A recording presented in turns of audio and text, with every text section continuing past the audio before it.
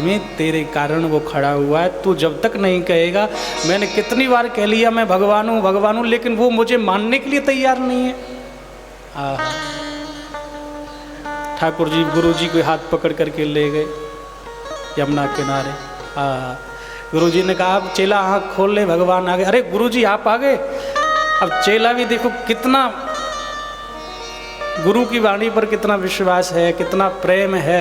अब भगवान खड़े हैं, पहले गुरु जी के ठगिया गुरु के जाकर के चरण पकड़े। गुरु जी धन्य हो जो आपने एक ही दिन में भगवान के दर्शन करा दिए। समझने की बात ये भी है, दीक्षा जीवन में एक ही बार ली जाती है।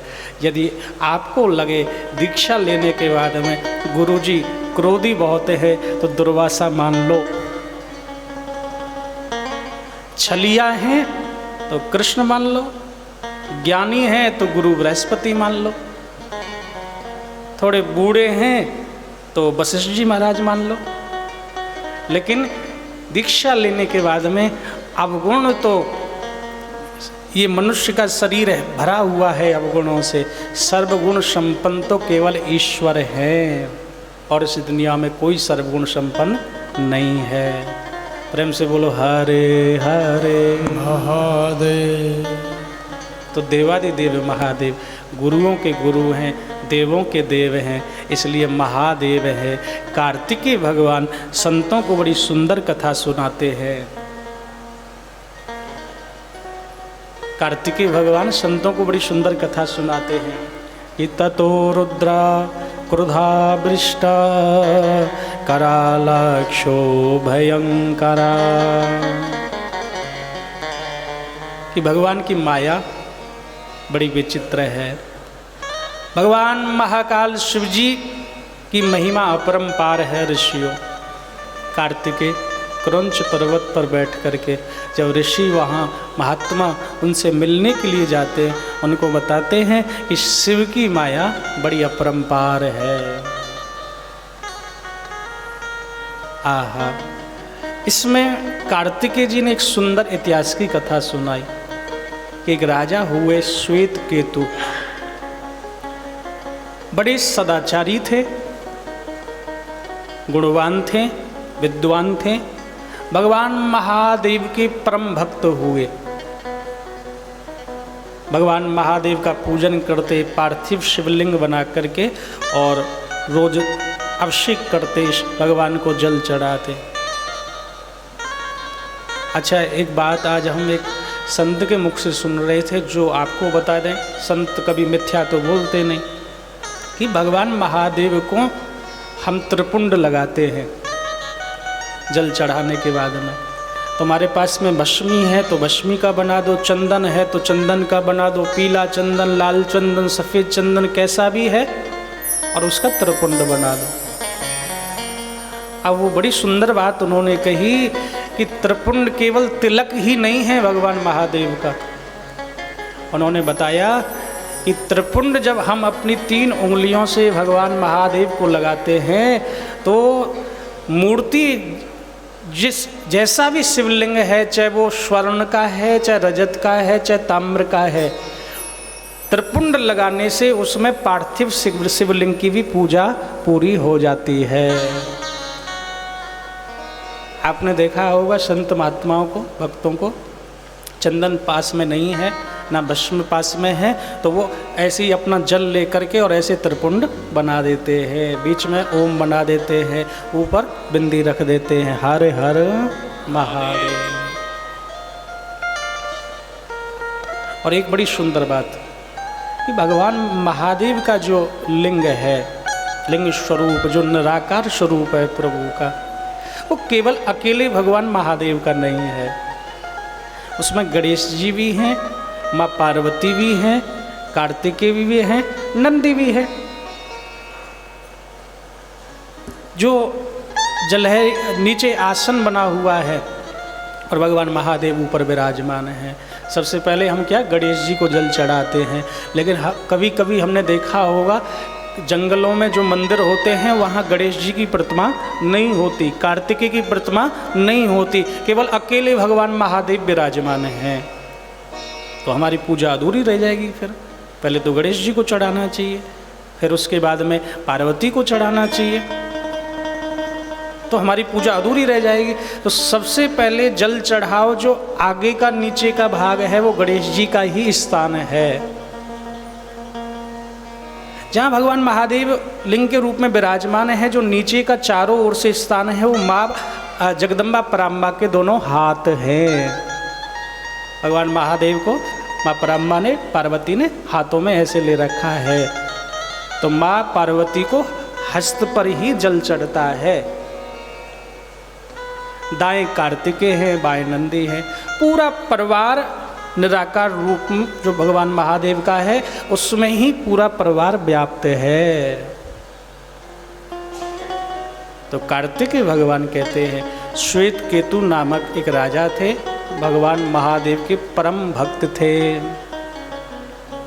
सदाचारी, हर समय भगवान महादेव का चिंतन करते, पंचाक्षर मंत्र को गाते, रोज पार्थिव शिवलिंग बना करके पूजन करते, अभिषेक करते भगवान का, और ध्यान में बैठ जाते तो 4 घंटे हो जाए, कभी 6 घंटे हो जाए, कभी 8 घंटे हो जाए, कभी 24 घंटे हो जाए।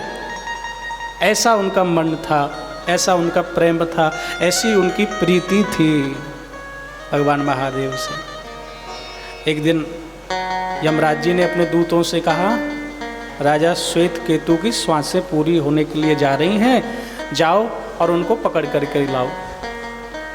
तो यम के दूत आए, लेकिन आकर के क्या देखा, राजा शिव मंदिर में बैठे हैं और वहाँ भगवान महादेव के सामने बैठ करके पंचाक्षर मंत्र का जाप कर रहे हैं।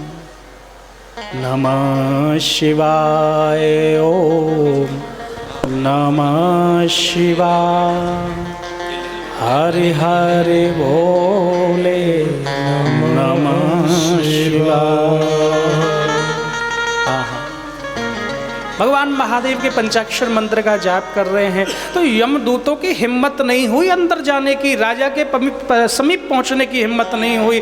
श्वासें पूरी हो चुकी हैं, यमराज का आदेश है जल्दी जाओ अब पकड़ करके लाओ। लेकिन पंचाक्षर मंत्र प्रणव का उच्चारण राजा बैठ करके महादेव के सामने कर रहे हैं, महादेव के मंदिर में कर रहे हैं, तो अंदर जाने की हिम्मत नहीं हो रही।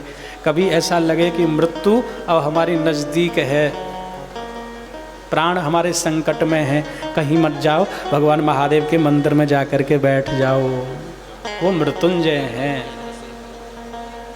आहा, मरने वाली की तिथि तारीख को भी मिटा देते हैं।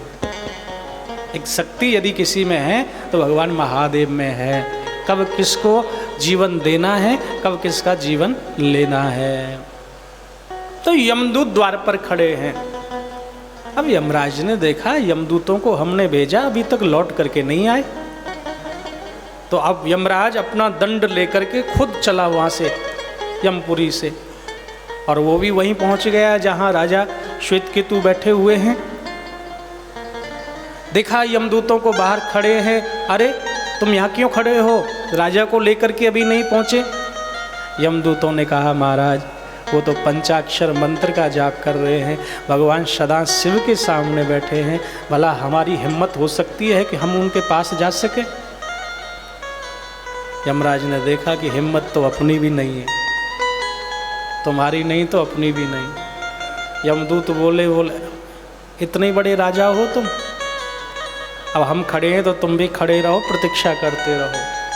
भगवान महादेव का जो परम भक्त है, प्रिय भक्त है भैया, वो काल से भी प्रतीक्षा करा देता है, वो यमराज से भी प्रतीक्षा करवा देता है। बोल जब तक भगवान महादेव कहते हैं जब तक मेरा भक्त मन